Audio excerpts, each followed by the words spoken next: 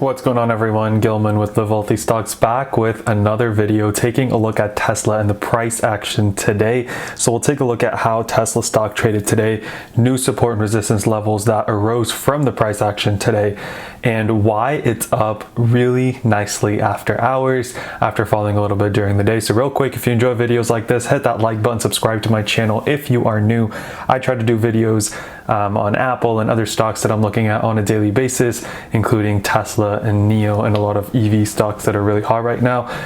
So subscribe to always get those notifications when it comes out, and also comment down below if you are in Tesla or your thoughts on Tesla are, and I'd love to chat with you guys down there. So wasting no time, we'll take a look at the price action for today and what that means for the stock moving forward in terms of support and resistance levels, and then we'll kind of take a look at why the stock is up nicely after hours. So real quick, let's get right into it. So Tesla stock today was down about $18.16 for the day, which is about 3.1%. NASDAQ was barely down for the day, pretty much flat, down $7, which is 0.06%, again, relatively flat. The Dow was down 262 points, which is 0.88%, and then S&P was down $1.61, which is 0.44%. A lot of the indexes, right? Like, take a look at S&P here, hard sell-off to start the day, looked like it was going to be a really nasty day, and then it sort of recovered and sort of hovered into the close. Similarly with Tesla, right? If we take a look at SPY for the first hour, 2 hours, and we take a look at Tesla, right? Pretty similar looking charts.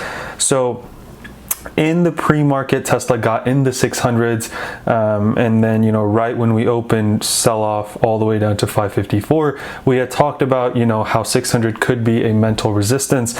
We got a little bit above that, but we weren't able to really sustain that for too long. So fell and then found support at, 554, pushed up, and then was around the VWAP for a while. So under VWAP, above VWAP, under VWAP, and pretty much did that for the rest of the day, right? It hung out kind of sideways between 577 and 590, but more so in the mid 570s to mid 580s, above VWAP, below VWAP, above VWAP, below VWAP, and then we saw a little bit of a sell-off into the close, going from the 580s to the mid 60s. But that sell-off into the close can be seen in other stocks as well. I cover Apple on a daily basis, right? We saw that sell-off here. I think we saw the sell-off in Amazon as well. Or just kidding, we didn't see it in Amazon. But point being, we saw that sell-off, across various different stocks. So, nothing super crazy there. But we closed in the 560s above this previous low that we set for the day. And then, after hours, we were kind of floating in the high 560s, and then boom, we shot up in the 590s again. Right now it's at 595.20, which is up $27 since close, which is up 4.86% for the day. So if we take a look at the negative 3% and we take a look at the positive 4.8%, we're positive for the day, technically speaking, right? So just something to keep in mind. Now, why are we up this much after hours? It has to do with the S&P announcement. So I'll take a look here and we'll get right into it. So let me X this out. So the reason that we are up this much is because Tesla surges after S&P announces it will add automaker at full float. So there were a lot of questions at, Tesla is being added into the S&P 500. How is that going to work? I mean, Tesla, when it was announced to be added into the S&P 500, was trading at $400 a share. Now it's trading at close to $600 a share. So the market cap, right, has grown by 50% in just the last 2 weeks. So what is going to happen with that? So, 2 weeks after, this is a really great way to put it. Leave it to Tesla army of momentum chasing fanatics to send the stock surging not once but twice on the S&P inclusion news. So what they're saying is Tesla included in the S&P 500 at full float means it'll be included with the full market cap of Tesla stock when it goes into S&P. And what does that mean? That means when it's included in the S&P 500, it will be the 6th largest company in the index, only behind the FAMGs, right, which is the Facebook, Apple, you've got Microsoft, you got Google, those companies, and then Tesla coming in right at 6, taking over even a huge company like Berkshire Hathaway, right? So with a market cap of 555 billion, it's going to be the 6th largest company in the S&P 500, which, as you can see, this is a chart we were just looking at, sent the spike, right? And this article, if you want to read it, it's on zerohedge.com under this announcement. Feel free to read it yourself and kind of see what you think. But another thing that this article mentions that I'm going to share with you guys, again, this is not my opinion, right? This is sort of research based. What is going to happen to Tesla stock after it gets included? Is it Tesla to infinity, or is it going to take a break at some point? And what they mention here is that, if history is any guide, the shares may fall about 10 to 20%, a pattern that would be consistent with what happened to Facebook after its entry into the S&P 500 7 years ago. So Facebook was doing something similar. They got included into the S&P 500, and then they fell 10 to 20%. Still, a 10 to 20% fall from the 600 level would only take Tesla, into the high 400s. If we get a 20% drop, if we get a 10% drop, we're still in the mid 500s.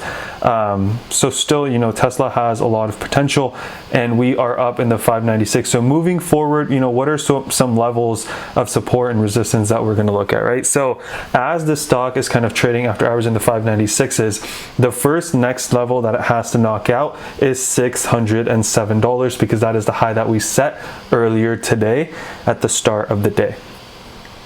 After that, it's anyone's guess, right? Because Tesla this is 607 would be Tesla's all-time high, and we don't know what it does beyond that. So right now, after 607, it would be setting a new high, and that would be determined by what people see the value at. As long as there's buyers, prices are going to continue to increase. If there's more sellers than buyers, we see the price coming down, right? That's just how economics and supply and demand works.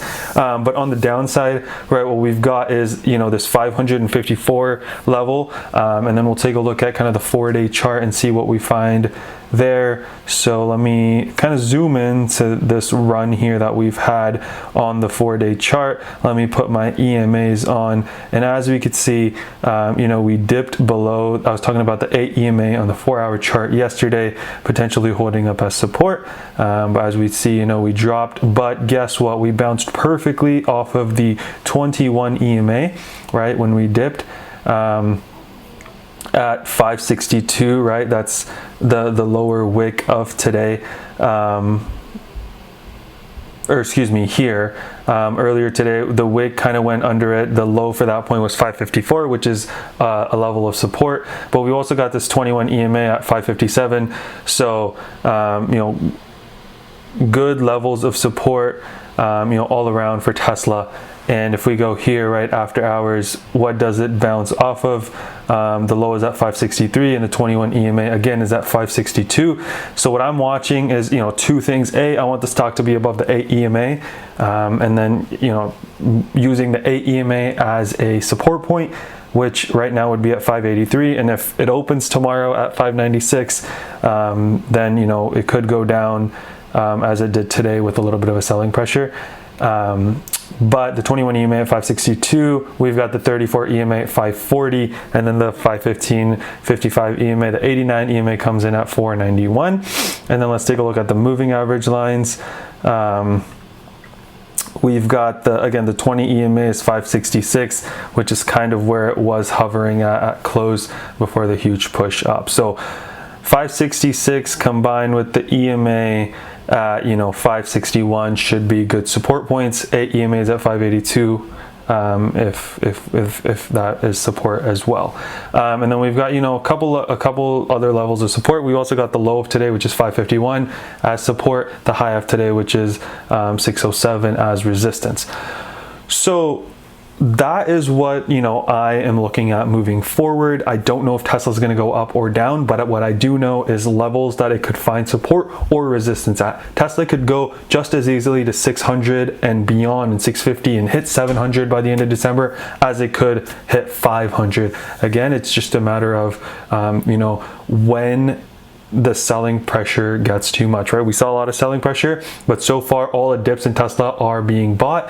It's a matter of when do those dips stop being bought, and then when do we see a lot of selling pressure, right? Because a lot of people holding from 2 weeks ago are now up like 50%, right? If you bought at 400, sell at 600, you're making 50%. So if we see a lot of selling pressure, then the stock could push down.